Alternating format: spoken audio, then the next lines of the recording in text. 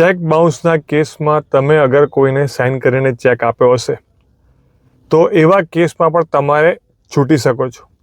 જી હા મિત્રો, જ્યારે પણ તમે કોઈને ચેક આપ્યો હોય ત્યારે સામે જે ફરિયાદ પક્ષ છે એણે એની ફાઇનાન્શિયલ કેપેસિટી અને જે વ્યવહાર છે એ તદ્દન પ્રૂવ કરવો પડે અને સાથે સાથે જે નેગોશિયેબલ 139 જો પ્રિઝમ્પશન આરોપી ઉપર છે એ જે પ્રિઝમ્પશન છે એ આપણે રિબટ કરવું પડે.